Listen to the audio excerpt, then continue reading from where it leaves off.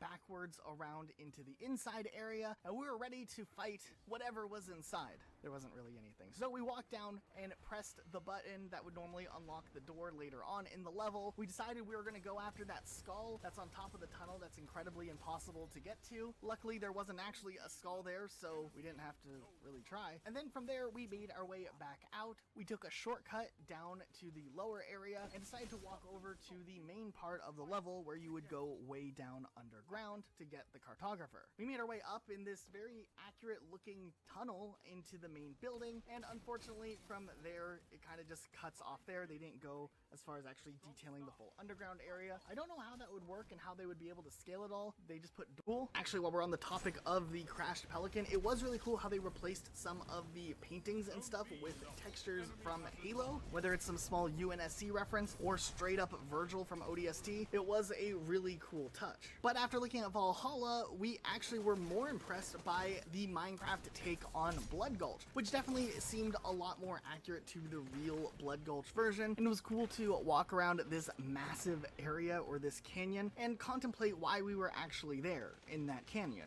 There is a banshee on this level, which is pretty great because it's just sitting there, and once again, it's the Minecraft version of the banshee, so in this case it's much more imaginative and endearing than maybe accurate as a banshee. But after we finished up this section, we believed that we had saw all the main attractions that were set up for this, so we reloaded up the level in creative mode just to make sure we weren't missing out on anything else. Now this time, since we could fly around and look around at various on the cutting edge of emulating all of their systems for back compatibility.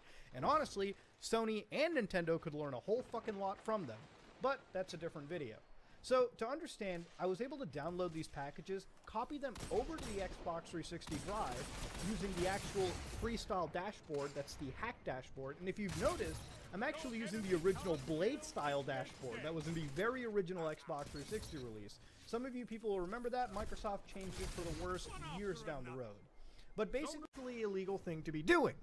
Now, a lot of this would have been obtained with the YouTube DMCA system. For those of you who have no idea, basically on YouTube, you can DMCA strike anyone. It doesn't have to be legitimate. It can be a completely BS DMCA strike.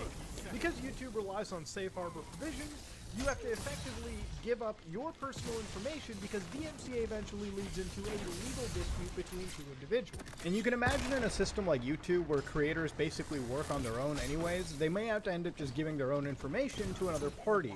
And if they don't have legal teams, or, well, a team in general, it can be a daunting experience for anybody. It's a very broken system. And because of that, Trent faced a bit of an issue. Now, ladies and gentlemen, since then, Tech Lead has basically been in his corner, and I've kept an eye on him, and frankly, I own money. I'm putting $1 million of my own money into this to get us started. You know, whether you put in 50,000 or 1 million, I think it's fucked up to say we're starting off with a blatant lie on this platform. But if you put in any amount of money, $1 or $1 million, you are therefore investing a piece of money into the project. So it's a very easy section to fail over here. Now, where we get to it in a common enterprise, and then with an expectation of profit derived from the managerial or entrepreneurial efforts of others, where the expectations can go. This token can go from $1 million worth to 10 million, to 100 million, to beyond. And so, for example, at the start, there may be 1,000 people, each of whom want 1,000 tokens at $1 each. That's a $1 million market cap for all of the coins in existence. But if, for example, there's 2,000 people who now want the coins, and there's increased demand for this limited supply of coins, then by market dynamics, tokenomics, the value of the coins should rise to $2 each. And so the total market cap of the coins becomes 2 million. And so then we could get to 5 million, $10 million market cap, $100 million billion market cap. I mean, the moon is the limit here. This could make all of us rich.